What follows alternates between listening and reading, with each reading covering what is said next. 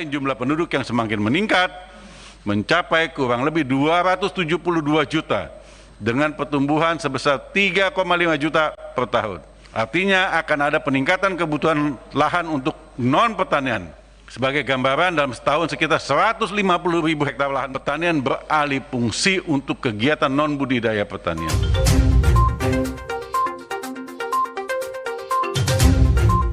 Komisi 4 DPR RI menyelenggarakan rapat kerja bersama Menteri Pertanian, Menteri Lingkungan Hidup dan Kehutanan, serta Menteri Kelautan dan Perikanan dalam rangka membahas program ketahanan pangan di dalam kawasan hutan, Senin 29 Maret 2021 di Gedung DPR MPR RI, Senayan, Jakarta.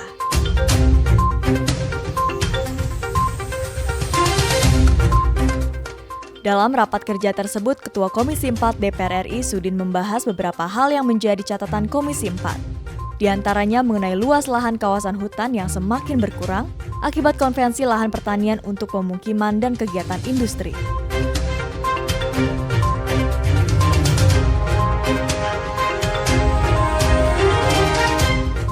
Sudin menilai hal itu dapat mempengaruhi ketahanan pangan di Indonesia. Kebutuhan lahan pertanian dapat ditingkatkan, yang dapat dijadikan salah satu alternatif kebijakan pemerintah untuk meningkatkan produksi pangan dengan cara ekstensifikasi yang bermuara pada peningkatan ketahanan pangan Indonesia. Disadari betul bahwa upaya pemenuhan pangan tidak bisa dilakukan secara parsial atau sektoral, sehingga perlu adanya komunikasi, koordinasi, dan kolaborasi antara Kementerian Pertanian, Kementerian Lingkungan Hidup dan Kehutanan, serta Kementerian Kelautan dan Perikanan dalam rangka keberlanjutan program ketahanan pangan, mencegah kekosongan dan tumpang tindih tugas pokok, fungsi, dan kewenangan. Sementara itu, untuk menjawab hal tersebut, Menteri Pertanian Syahrul Yassin Limpo mengatakan penurunan lahan pertanian dari tahun ke tahun menjadi tantangan dalam mendorong ketahanan pangan nasional. Di mana pada dasarnya wewenang untuk memutuskan alih fungsi lahan ada pada pemerintah daerah. Hal tersebut tertuang pada Undang-Undang Nomor 41 Tahun 2009. Ya, Undang-Undang Nomor 41 2009 mengamanahkan bahwa alih fungsi lahan itu dengan hukuman yang sangat keras sebenarnya. Kurang lebih kalau yang sengaja mengalih fungsi lahan itu antara 3 sampai 5 dan sekitar itu, dan itu khususnya pada daerah-daerah strategis yang sudah ditetapkan dalam perda daerah menjadi kawasan pertanian berkelanjutan. Jadi salah satu syaratnya menjadi kawasan pertanian berkelanjutan. Kalau kita mau lihat apa-apa yang ada di dalam situ, lahan itu lahan existing dan kemudian irigasinya sudah irigasi teknis dan dialihfungsikan.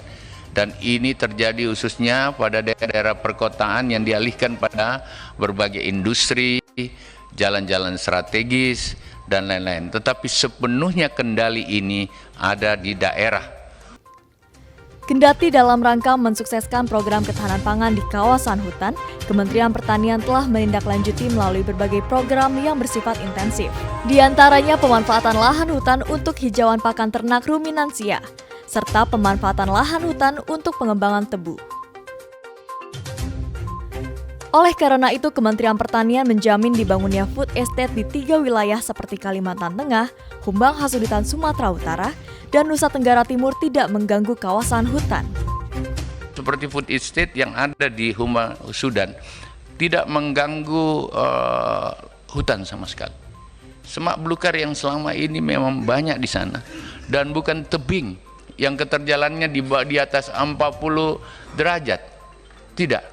Dia ada bukit-bukit yang sebenarnya cuma bukit-bukit yang tinggal kita cukur atasnya, kita hilangkan. Dan ini banyak di semua provinsi ada.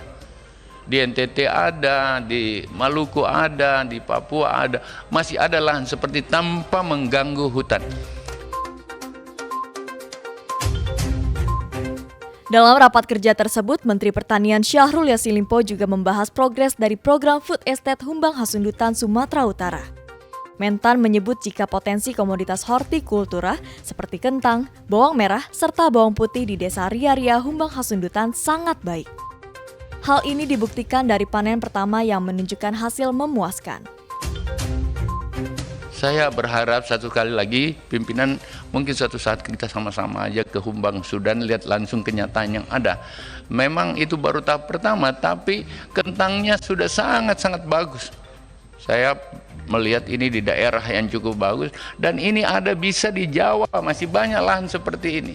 Masih banyak lahan di Sumatera seperti ini. Masih banyak lahan di Kalimantan bisa kita lakukan untuk menjadi cadangan ketahanan pangan dan untuk produktivitas yang bisa lebih tinggi ke depan.